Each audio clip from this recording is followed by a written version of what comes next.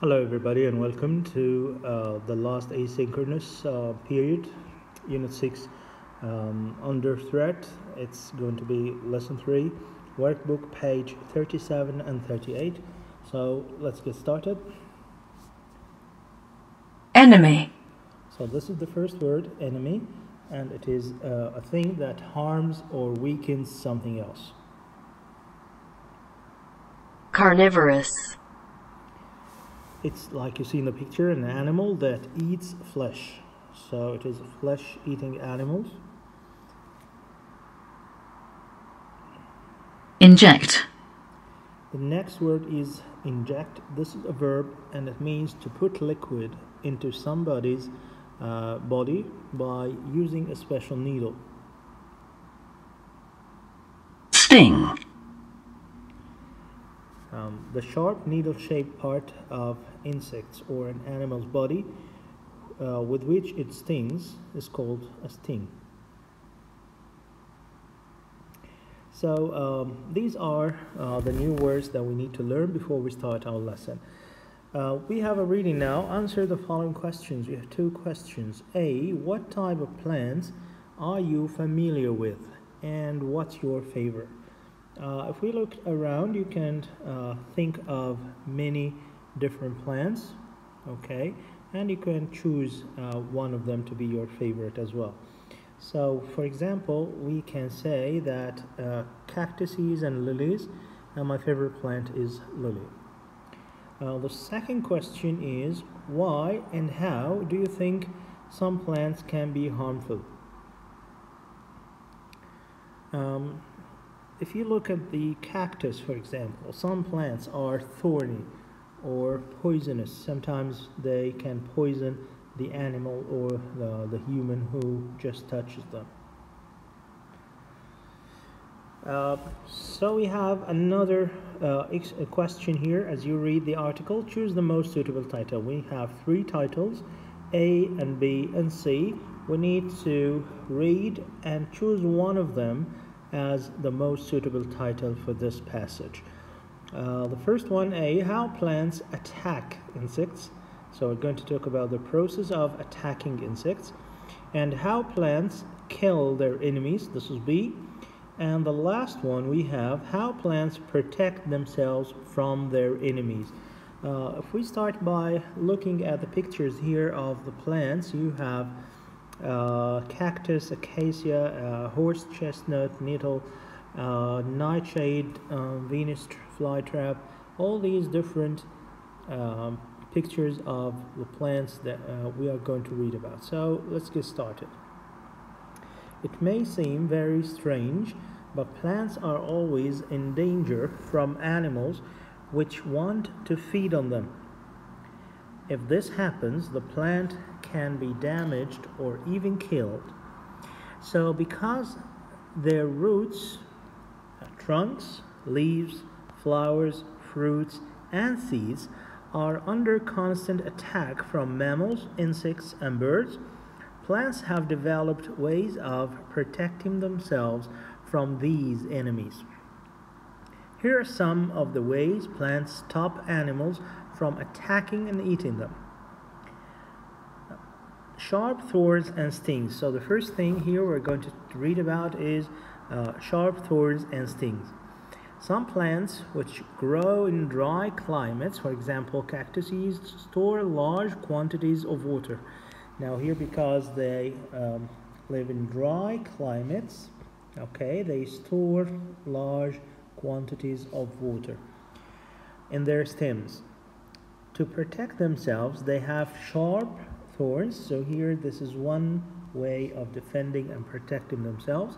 Animals will hurt themselves if they try to get the water from these plants. So animals need water, but if they tried that with the cactus, they are going to get hurt.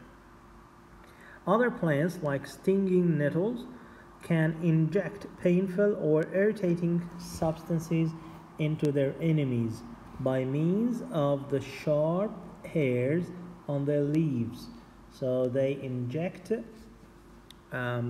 painful substances or poison into their enemies.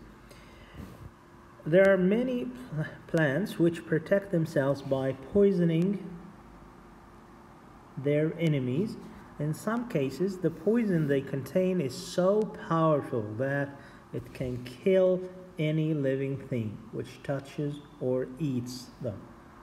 The poison can be in the leaves, the seeds or berries, and other parts of the plants.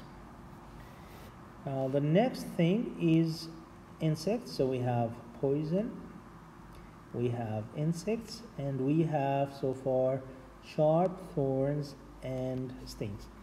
So insects, some acacia trees in hot African countries are protected by ants which live permanently on their branches. If an animal starts to eat the tree's leaves, the ants attack it. So here they use insects or ants to get their protection. The next one is sticky gums. So some plants such as horse chestnut, and this is picture number 3, this one, are covered with a sticky substance like wet paint, which can prevent insects from eating them. Sometimes this substance is so strong that insects' feet or wings get stuck and they cannot escape, so they die at this trap. The last type we're going to read about is carnivores plants. The most incredible plants of all are carnivorous plants, like the famous Venus trap, this one, fly trap, which actually catch and consume here means eat, insects which land on them, like you see here in the picture. Alright, so which one is the suitable answer or the most suitable title? It's actually how plants protect themselves from their enemies, because here we have different types of protection. Let's move on to another exercise. Here it says match the sentence beginnings from 1 to 5, you see here, with their correct endings. So for each one we have 3 different endings, so we need to know which one is correct. Of course, we go back to the reading text. So the first one says, the 2 plants which are said to grow in hot climates, dry climates are cactuses and Venus flytrap, acacia trees and horse chestnut, or cactuses and acacia trees. Yes, it is the last one, C, and we'll find that here in line 7. Some plants which grow in dry climates, for example, cactuses, and again here in line 12, some acacia trees in hot African countries. The next one says the phrase these enemies in line 4. So we have these enemies in line 4. 1, 2, 3, 4. These enemies, the one in bold, refers to what? A, roots, trunks, leaves, flowers, fruits, and seeds, or mammals, insects, and birds, or other plants. If we go back, you'll find yes from mammal, insects, and birds. The next one is a definition. So a trunk is, if we see here, trunk, this is a trunk. So it is the main part or large stem of a tree. So this is what a trunk is. This is a definition. So here definitely the answer is C. The next one, 4, a unique characteristic of cactuses is that A, they don't need water to survive, so they live without water, or they are the only plants which have thorns, or C, they store large amounts of water in their stems. If we go to the paragraph about cactuses, they store large quantities of water, so the answer would be C. And the last one, number 5, the word which in paragraph 5, if you go to paragraph 5, line 16, this one, refers to A. Sticky substance. B. Horse chestnut trees. C. Wet paint. Yes, I guess you're right. It will be a sticky substance, and here you'll find it in line 15.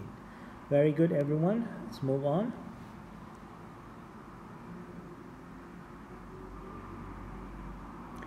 The next exercise says complete the following table with the necessary information from the text, again on page 38. We need to write or classify the information that we had in the text into this table. So we're going to write the type of plant and then how it protects itself with something or by something according to the text. So if you go back, what is the first one? Yes, like this one, the cactus, and of course it has sharp thorns, right? So this is the way it protects itself. Now the second one, again, if you refer back to the text, will be the nettle, and this is by injecting painful and irritating substances. Okay, so this is the way, again, it protects itself. Next one is the acacia, and it is, remember, by having ants or insects living on it, and they would attack any animal that approaches them. The next one is the horse chestnut, and this has a sticky substance on it, and it would irritate, or maybe is like a trap they cannot escape from. And the last one, of course, is the Venus flytrap, and it consumes or eats insects or flesh. The next exercise is number 5. Answer the following questions. We have 3 questions here, A, B, and C. So you have the pictures here. I have them down for you on page 38. One of them is not, or some of them are not mentioned in the text. So do you know anything about it? The only one we didn't talk about? Yes, correct. That's it. It's the nightshade. We had examples of different types of different plants, but we didn't talk or read about the nightshade.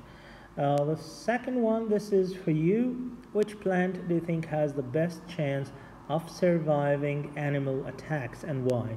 It's up to you to think about it and choose your answer. You have here read about the different ones, so think which is the strongest, or which one has the best chance of surviving. And the last question, C. How do you think plants can be beneficial to human beings? Can we get any good out of plants? Of course, yes. So we can say they provide us shade and nourishment or food. They enrich the soil and stop erosion. Okay? If you can remember, the word erosion here has to do with desertification. They provide us with furniture from their wood, food, medicine, oils, waxes, wood and fibers, and fuel as well. So all these good things are beneficial to human beings. So we benefit a lot from them. The next exercise, use your notes and make in exercise 4 and make a summary of the types of plants and different ways in which they protect themselves. If we try to make a summary, it would be something similar to this. Plants use different strategies to defend themselves. The cactus protects itself with sharp thorns. The stinging nettle injects the intruder with painful and irritating substance. The acacia uses ants to defend itself, and the horse chestnut trees cover itself with a sticky substance. And finally, the Venus flytrap catches insects and consumes them. All right, And now it's over to you. Exercise 7. It has been observed that plants promote thinking and creativity. So discuss, what is the relationship between watching or being in the sight of plants or greenery and thinking and creativity? What do you think? If you go back to history and people, you find that plants help us relax and feel refreshed. Many artists inspire their works from nature. Writers, artists, people who use imagination can very much be inspired by nature or by plants. We can also say that a workplace with plants and flowers reduces people's negative feelings and anxiety and boosts energy for both men and women. So plants and flowers also increase people's creativity. This is the way that you answer such a question, and the relationship between thinking, creativity, and plants. Right, that was all for this lesson. Thank you very much for tuning in and watching, and see you in different coming episodes. So keep safe and stay tuned. Okay, goodbye for now.